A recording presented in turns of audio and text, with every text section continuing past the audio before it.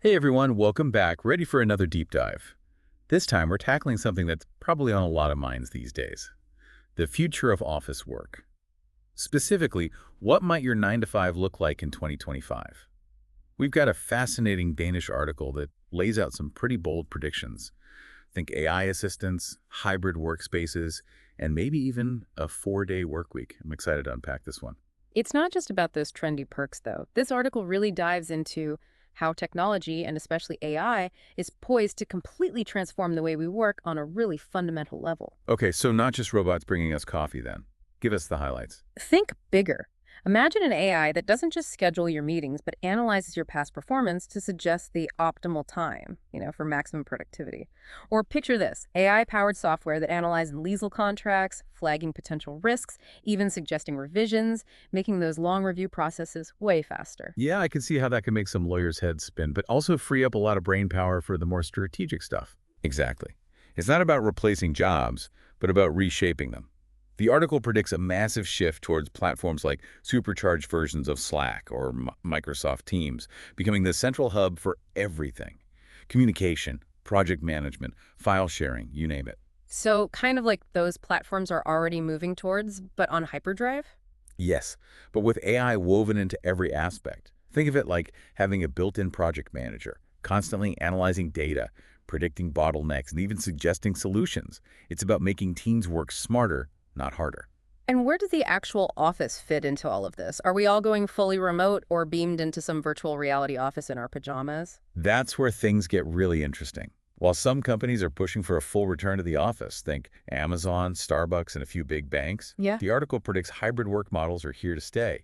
They really emphasize the value companies are putting on flexibility. So basically acknowledging that the one-size-fits-all approach to work is dead. Pretty much. The article suggests the future is about tailoring the work environment to individual needs and preferences, allowing people to choose the setup that helps them thrive. So what happens to those massive office buildings then? Are they just going to become relics of the past? Not quite. Instead of rows of desks, imagine what the article calls dynamic spaces.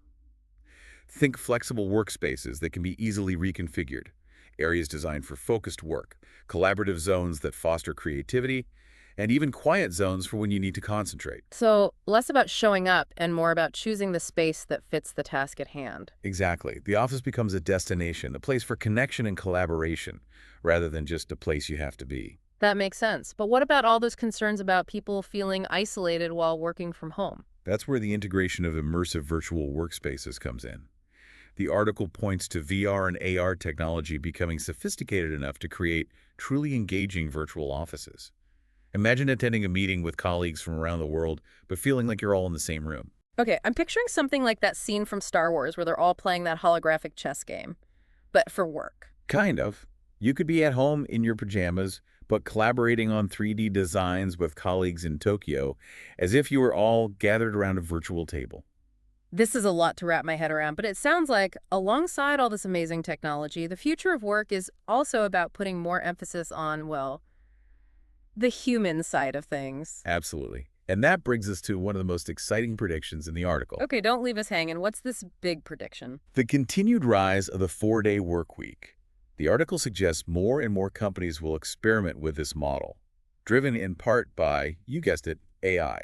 I'm intrigued, but also a little skeptical. How does AI actually lead to shorter work weeks? Isn't it more likely to just mean we all end up working more hours, but from our couches? That's a valid concern, for sure. But the article's argument is that if AI can handle a lot of the repetitive tasks and increase our overall productivity, then in theory we could achieve the same amount of work, but in fewer hours. So instead of fearing that robots will steal our jobs, we should be looking at them as partners who can free up our time for things that are uniquely human. That's the idea.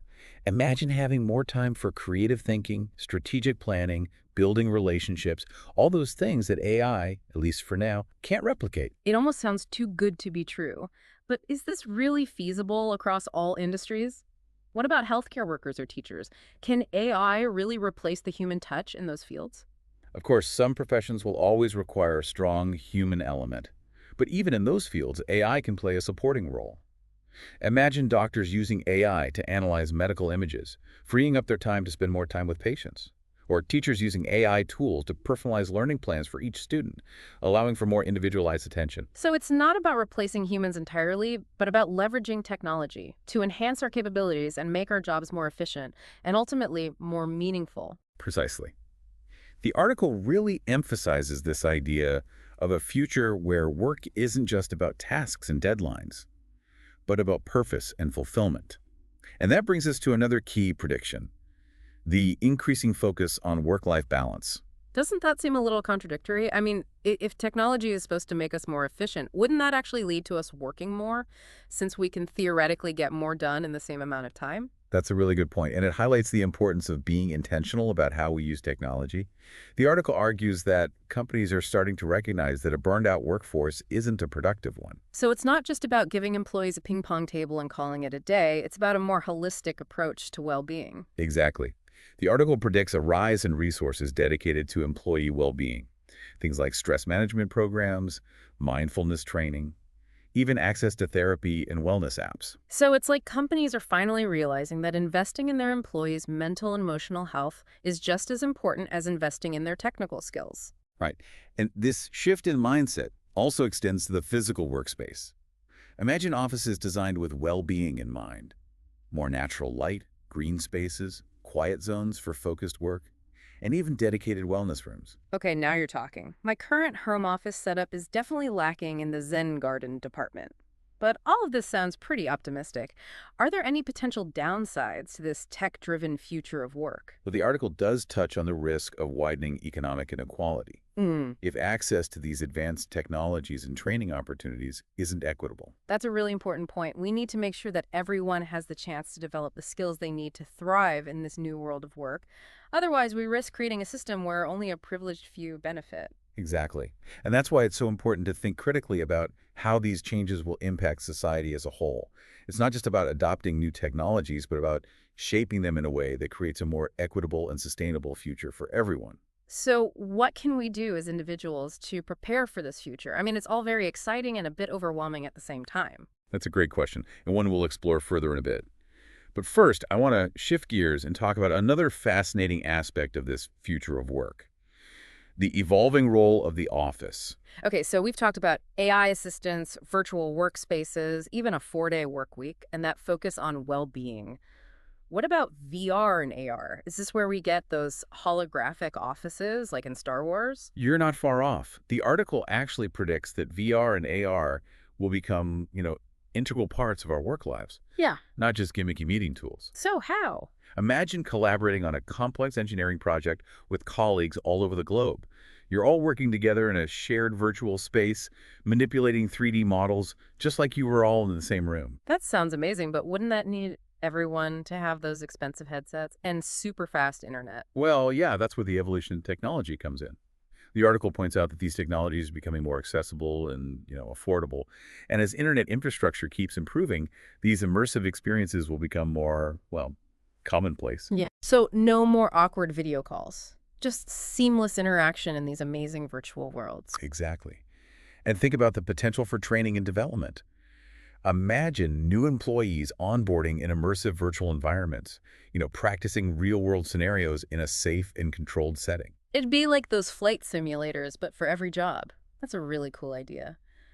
So with all this talk about virtual workspaces, I'm wondering about the physical office. Does it even have a place in this future?